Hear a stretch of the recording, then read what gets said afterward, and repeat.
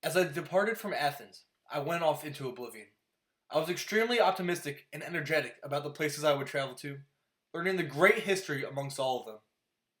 All the sites are highlighted destinations in Virgil's Aeneid and are great tourist attractions due to their scenery and such history.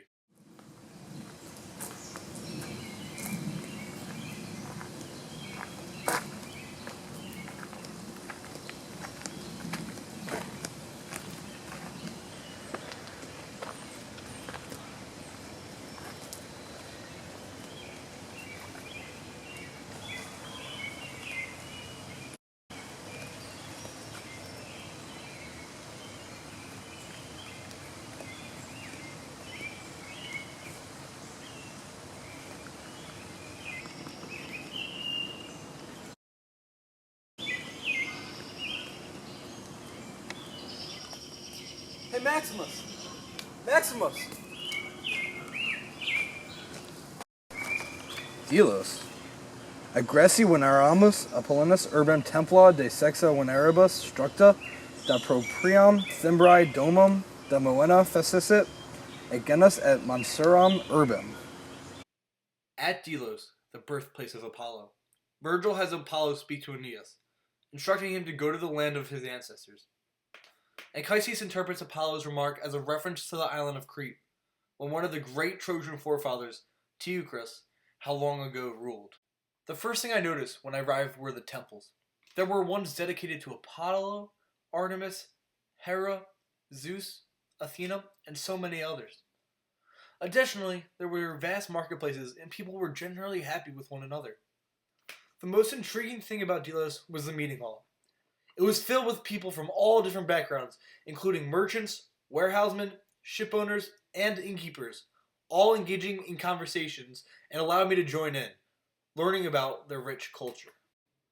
In Virgil, the Greeks have constructed a gargantuan horse made out of wood. They run a covert operation, secretly hiding their best soldiers, fully armed, in the acidic pits of the horse, while the rest of the deceptive Greek army resides behind an island close by. Suspicious, the Trojans stumble upon a Greek youth named Sinon. He explains that the Greeks have wished to flee Troy for some time, but were prevented by fierce storms. The Trojans show him pity and ask the meaning of the great horse. Sinon says that it was an offering to the goddess Minerva. Sinon claims that if any harm comes to the wooden statue, Troy will be destroyed by Minerva's wrath. But rather, the Trojans should instill the horse into their walls. And once they do, the Greeks burn down Troy. Upon arrival to Troy, the lower town flourished, with a healthy-sized population at the settlement of the hill. Additionally, there appeared to be some reconstruction of fortifications, but not as extensive as it once was, in addition to a few temples. The most interesting part about Troy was the port.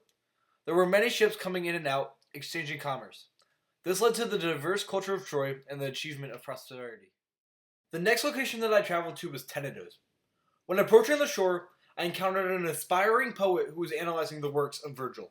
Est in conspectu Tenedos nunc tantum sinas et statio male fila Caneris. Immensis oribus angines incumbant pelego perites quae ad litora tendunt. Although I could barely make out what the poet was saying, I learned that the Greeks hid their fleet at Tenedos Bay to trick Troy into allowing them to take the Trojan horse within Troy's city walls.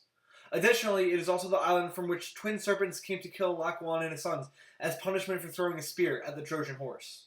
I entered the island on the east side where most of the residents lived, which formed natural harbors. The cities I saw were spectacular. However, I noticed that there was not a rich culture of the island as I had noticed in other places. The economy seemed as though it was solely based off of grapes and wine, unlike the diverse economies of other destinations. The small ports seemed inefficient and caused excessive delay in trading. Tenedos changed my perspective of civilization and how an entire area can be affected due to one essential crop. In Sicily, Aeneas organizes the funeral games for his father's death, including a boat race, a boxing match,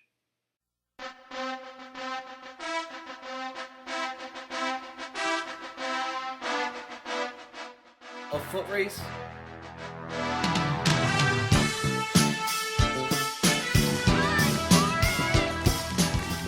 and an archery contest, which all involve foul play. Virgil states, Expectata dies ederat nonamque serena aurorum Pythontis equi iam luce vehebant, famaque femiditus et clari nomen acestae exaerat. Lito complerant litora coeta visuri aniadas pars et certare parati. Thus meaning, the name of noble Acestes had caused excitement in the land, and people rushed to the shore, some to see the sons of Aeneas, and some ready to contend. When first arriving, the triangular shape of the island really stood out. It seemed as though I traveled to Syracuse just at the right time, experiencing lots of sun. The culture was extremely diverse, both in the foods they made and the history and architecture. Some of the temples included the Temple of Juno and the Temple of Vulcan. Additionally, I could see Mount Etna from almost everywhere I went. From the top, I could see everything including Segesta, Aeolian Islands, and Eris. On my way to Cumae, the captain of my ship started reciting Virgil.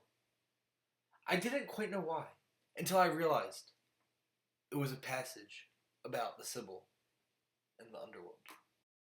At pias Aeneas, orges quibus, altis Apollo praesidet, horrendique, proquo secreta Sibyllae, antrum imane, petit, magnum cui mentem, animamque, delius inspirat, vates operaque futura, iam subeunt, triviae, lucos atque, ariatecta. Aeneas, with the guidance of the Sibyl, descends into the underworld through an opening at Cumae. There he speaks with the spirit of his father and is given the destiny of Rome. At Cumae, I visited many sites, including the Cave of the Sibyl. Out of all the places I have been this summer, this was by far the sketchiest. It might have been due to the caves, or maybe just the fact that it was a site to the entrance of the underworld. But the place creeped me out. However, the sites were beautiful, with the ocean views and the architectural designs of the temples. My arrival at Rome concluded my summer abroad. The trip has taught me about civilizations and how different and similar they can be. Additionally, the trip has exposed me to new traits that I can incorporate into my life. Over the course of the trip, I traveled 4,084 kilometers in a span of 56 days. Overall, the trip was a success and has taught me many invaluable lessons.